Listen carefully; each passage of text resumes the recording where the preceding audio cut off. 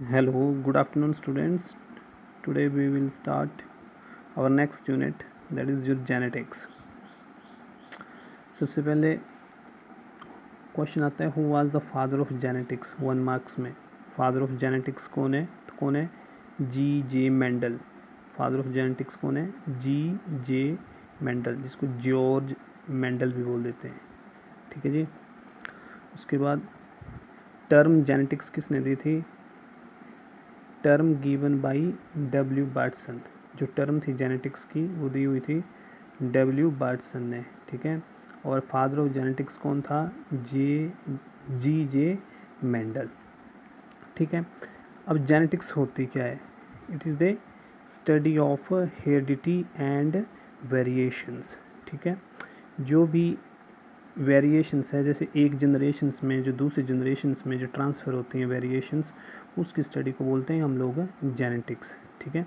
मान लो अगर कोई भी हम लोगों में वेरिएशंस नहीं हो, जैसे कोई भी पेरेंट्स के जो ऑप्सरिंग है, ठीक है, अगर वो सेम आ जाएं तब तो फिर जेनेटिक्स की ज़रूरत नहीं पड़ेगी हम लोगों को। तो जेनेटिक्स पढ़ती क्या है? एक तो पढ़ती है हेरिडिटी को और एक पढ़ती है वेरिएशंस को।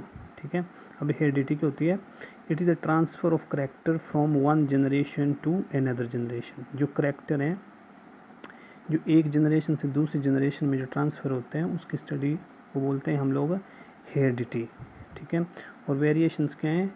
Difference which exist among the members of the same species. अगर सेम स्पीसीज़ में जो भी डिफरेंस होंगे हम उनको बोलेंगे क्या है? ये वेरिएशंस। ठीक है। जैसे हम लोगों की स्पीसीज़ में क्या है, हम जितने भी लिविंग ऑर्गेनिज्म में एक जैसे नहीं है सारे, कोई ना कोई हम लोगों में क्या है वेरिएशंस हैं। ठीक है। तो इसकी जो स्टडी है उसको हम बोलते हैं जेनेटिक्स। ठीक है। जेनेटिक्स किस किस के बारे में पढ़ता है? एक पढ़ता है हेरिडिटी के बारे में और एक पढ़ता है वेरिएशंस के बारे में। ठीक है। Heredity means transfer of character from one generation to another generation.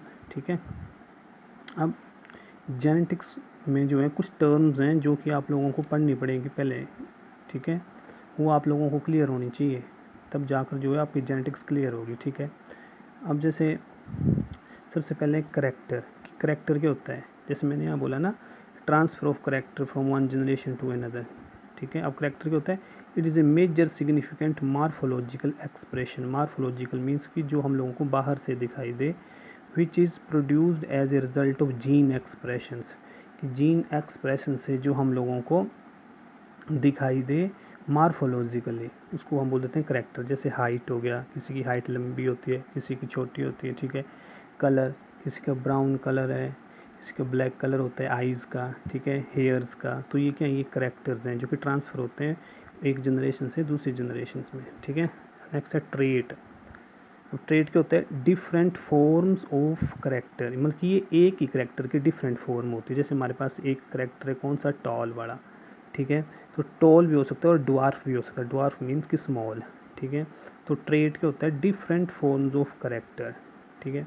अब जैसे एक करेक्टर कौन सा आ गया? करेक्टर आ गया यहाँ पर हाइट। हाइट करेक्टर आ गया। अब हाइट टॉल भी हो सकती है और ड्वार्फ भी हो सकती है। ठीक है। जीन क्या होता है? Gene segment of DNA. ठीक है। जीन जो होता है आपका एक डीएनए का सेगमेंट होता है, विच जनरली फॉर्म्स आरएनए, जो कि आरएनए फॉर्म करता है, and protein which finally produce a character. और वो करेक्टर प्रोड्यूस करता है हम लोगों का। जो करेक्टर है वो कौन प्रोड्यूस करता है? जीन। वो जीन किससे बना होता है? डीएनए से। अब डीएनए तो आप लोगों को पता है, न्यूक्लियस के अंदर डीएनए होता है, that is your genetic materials. ठीक है। अब ऑल जीन्स आर डीएनए। जितने भी जीन्स हैं वो सारे डीएनए हो सकते हैं, but all DNA are not gene. जितने भी डीएनए हैं वो जीन्स नहीं होंगे सारे सारे। ठीक है। मतलब कि 1 chromosome is equal to 1 DNA. ठीक है। अब एक ह्यूमन सेल्स में कितने क्रोमोसोम्स होते हैं? 46 क्रोमोसोम्स होते हैं, आप लोगों को पता है। ठीक है। मीन्स कि 23 पेयर्स में होते हैं क्रोमोसोम्स। ठीक है ना। एक सेल में 23 पेयर्स ऑफ क्रोमोसोम्स।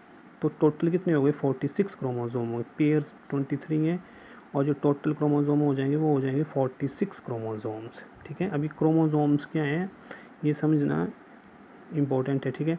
अब क्रोमोसोम क्या है? The thread like structure made up of DNA present in the nucleus. ठीक है, ये जो क्रोमोज़ोम है ये बने होते हैं किससे, आप लोगों के DNA से। ठीक है, और जो जीन है वो तो DNA का सिर्फ एक सेगमेंट है।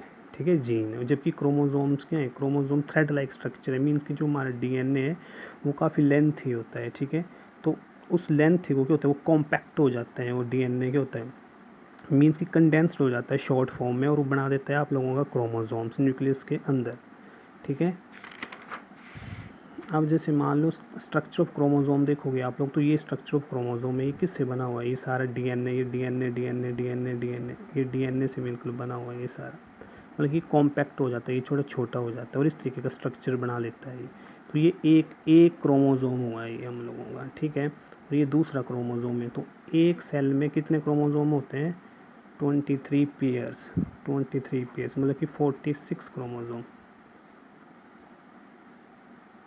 46। अगर ऐसा क्वेश्चन आ जाए, एक मार्क्स में क्वेश्चन आता है कि एक सेल में टोटल क्रोमोजोम कितने होते हैं, 46, और पेयर कितने होते हैं, 23 क्रोमोजोम्स के पेयर होते हैं। ठीक है, तो ये स्ट्रक्चर है, ये देखो ये क्रोमेटिड्स होती हैं क्रोमोजोम्स की, जब वो कंडेंस हो जाता है तो उस सेंटर में होता है सेंट्रोमर।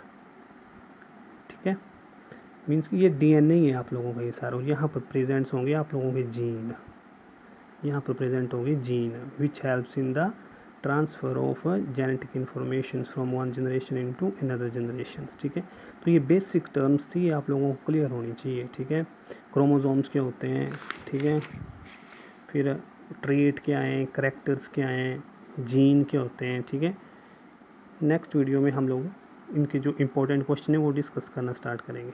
ये बेसिक टर्म्स थी, आप लोगों को पता होनी चाहिए।